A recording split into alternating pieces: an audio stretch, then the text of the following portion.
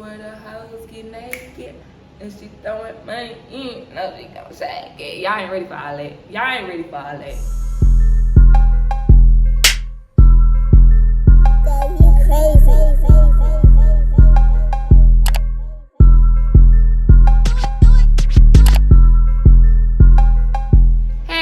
Welcome back to my YouTube channel, #MovieBag. I am MovieBag, and in this video, I'm going to be recapping and reviewing Season 2, Episode 1 of Pvalley. Welcome to Pussyland. Now, before we get into it though, I want y'all to drop down and hit that subscribe button.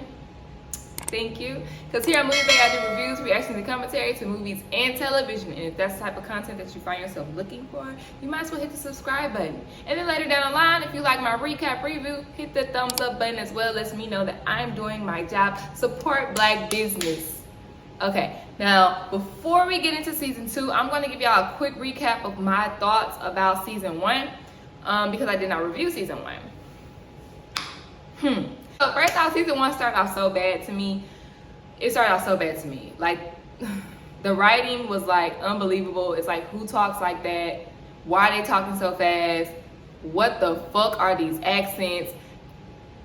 It started off bad, but obviously it got good to me. If not, I wouldn't have been watching Season 2, right? Boom.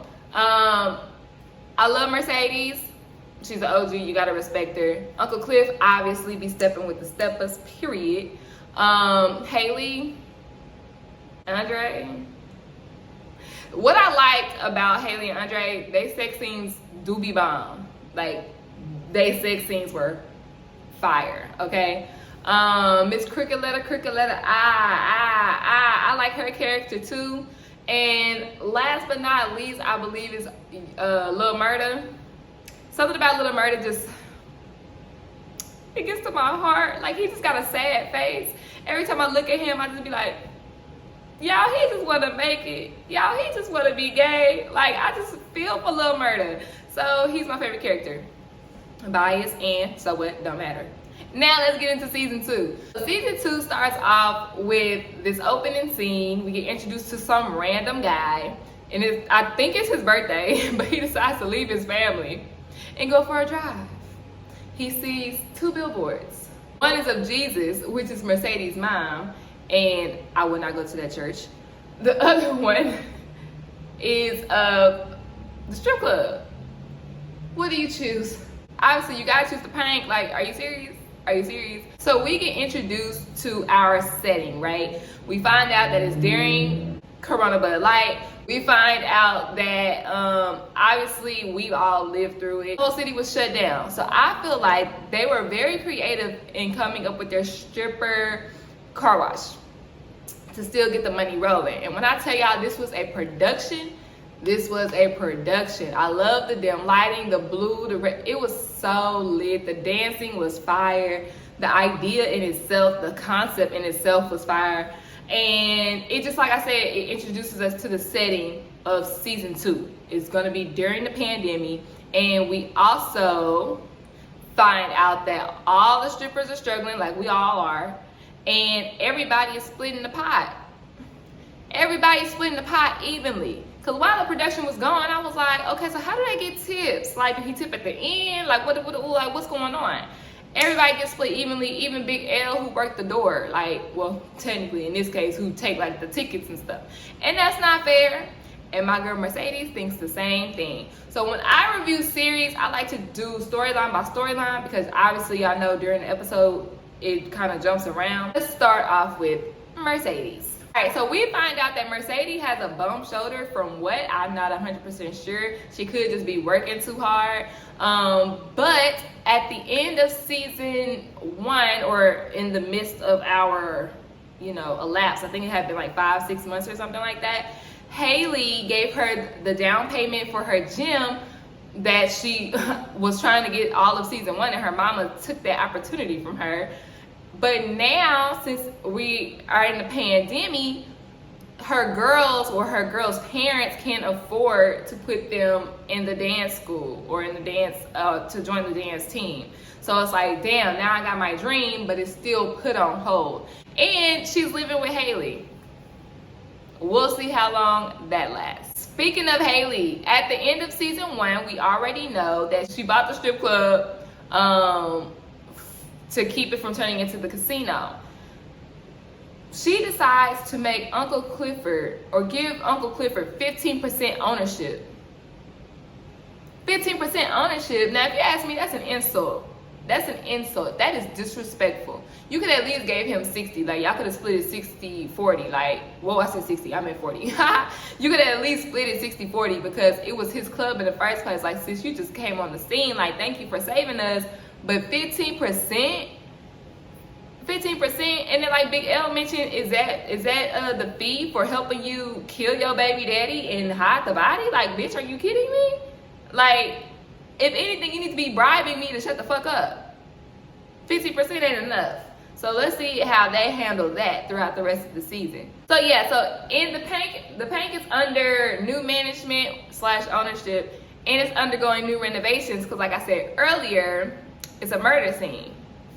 It was murder night, okay? Haley also wants to audition new girls to work at the Pink, so y'all already know that's gonna introduce us to some more characters, more storylines, more drama, okay? Now let's move on to her boy toy, Andre. Now, Andre was unemployed like a lot of us during the C word. I don't know, are they still censoring that on YouTube? It don't matter, I don't have the followers. So look, COVID, he was unemployed. He was the first to let go because he's black, like, let's be honest. So he's sitting on his ass collecting unemployment checks like the lucky share of us. Bro, I'm not even gonna cap. When the city shut down, them unemployment checks did me right. Okay, I made more money sitting on my ass than I did going to work. I'm just saying. And I was in college, so I got some, don't count my pockets. Don't do that. Get out my business. But his wife, on the other hand, is an essential worker, constantly putting her life on the line because she is a nurse. So while she comes up from the basement, like, I guess, what's it called? Quarantining herself, she comes up and like, hey, why you ain't answering your phone? Grabs the phone, reads a message from Haley. And when I tell you he got out that game so fast, he came over and snatched that damn phone. And she ain't even blink. I'd be like, hold on, bitch. First off, because I'm pretty sure you ain't paying the motherfucking phone bill, first off. So who you snatching shit from? I can read anything up in this motherfucker because I know you ain't paying no goddamn bills. I'm sorry. That made me mad. Like, suspicious much? Suspicious much? Cheating much? Oh, okay. Anyhow, he finds out that the mayor, ooh, is his name in my notes? Mayor. His goddaddy, the mayor, passed away from COVID, and he's gonna go back down to the city, down to the valley, to pay his condolences by attending the wake, supposedly, but he's gonna stay longer, obviously, because we gotta get Andre and Haley back together so they could do some more horrible bad acting together. When I tell y'all, they are the two people who make this show unbearable. Like, can y'all just please have sex? Because that was the only thing y'all was good for. Like, I'm not even gonna cap. Because Haley, your accent, girl. The acting and the accent. How did she get casted? Can somebody explain this to me?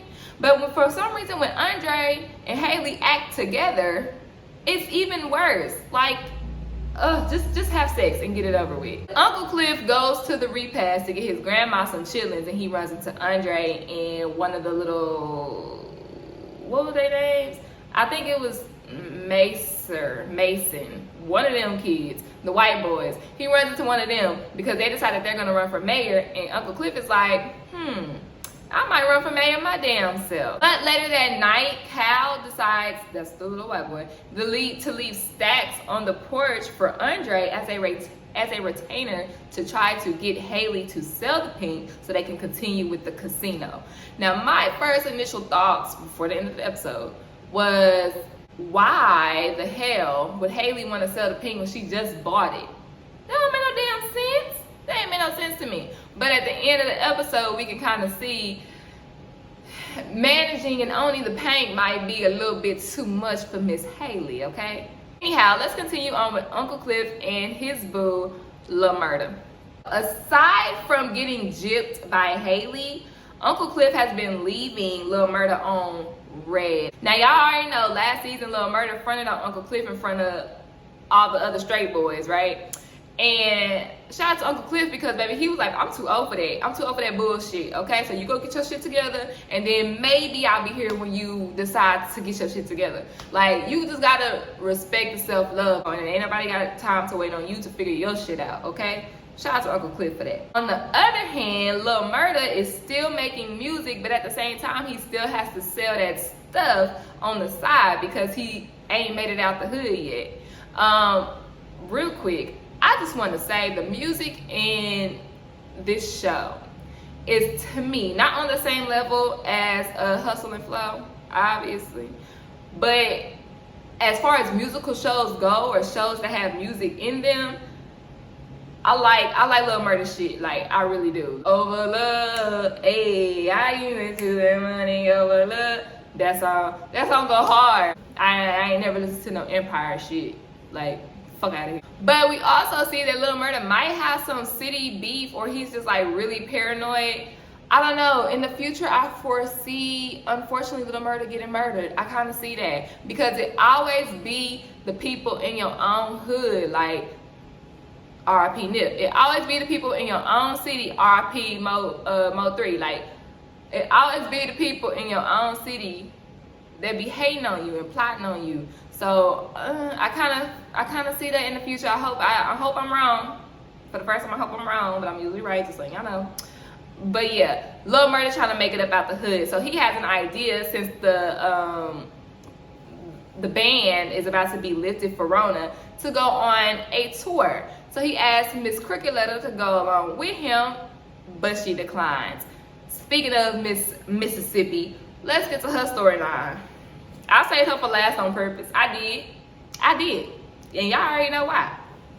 First off, we left Miss Mississippi in season 1 defending her white, racist, abusive baby daddy boyfriend. Season 2, when I saw that she was dancing virtually, I was like, oh snap, she in the Lil Murda video too, okay, she on the up and up. Nah, ma'am. Sis is in the basement, still with her baby daddy, just stripping on IG Live. Now, story time. During Rona, I was not stripping. Oh my God, that sounds bad. But I was tuning into strippers' lives and staying on them for like 2 or 3 hours because people were literally paying money to request a song for Shawty to dance to and still tipping. Like, I was counting the song request. She made at least $500 off of song request only, but that's without counting the tips. In 3 hours, I was like, I'm doing something wrong. What the hell? But y'all already know, like the virtual stuff, the OnlyFans, all of that was popping, especially if you were in the sex work industry. Baby, you made a killing, okay? I just wanted to give y'all a little story time of me watching strippers on IG during the pandemic. And she couldn't even dance. Like, she was doing the same. Okay, never mind. So, she's stripping in the basement, and that's exactly where her boyfriend wants her to be. Locked up in the basement like a slave. Don't look at me like that. Y'all were thinking it. I just said it. Now, it's gotten so bad, Miss Mississippi ain't even got to get out the house, that sis starts hiding diapers so she can get an excuse to go to the store. So on top of not having enough diapers for her baby and her being on her lady days, first off, can y'all talk about how her boyfriend got her period down to the date? Now, I don't know. I ain't ever been in a long-term relationship like that. They wasn't counting my days. Can you say abusive? Can you say controlling? Anyhow, she finally gets out the house, and when she does, guess who she runs into? She runs into Diamond, who was working security at the dollar store, regulating people who ain't got no mask on. And I mean, mushing people in the head, thumping people in the forehead. That was the funniest scene to me. Was it? That was the funniest scene to me, because I was like, this nigga is ruthless with his non-acting ass. He can't act either. Like, who casting these people on here? Like, it's a good show. It's just cringy at times, but that's okay. I digress. She tries to explain why she pulled the gun on Diamond at the end of season 1, because she really just wanted it all to stop. It's like, this is my boyfriend. He the father of my kids. I didn't want you to go to jail for killing him. Like, I just wanted it all to stop. But Diamond wasn't trying to hear none of that shit. So she tried to pull the little necklace out that he gave her and shit like that. And he was like, fuck that supposed to mean to me. When I tell y'all I thought of Nunu and Rashad and ATL, give me my damn necklace back. Because it's mine. And it means something to me. Her trash ass southern accent. So after Keyshawn gets dissed by Diamond, she goes back home, cuddles with her daughter, has some type of nursery rhyme, fairy tale recollection. I don't fucking know. I really thought that scene was gonna go somewhere, but it didn't go anywhere to me. But nevertheless, she decides to call Lil Murda back up and say, you know what, let's go on a 12-day, 12-city tour.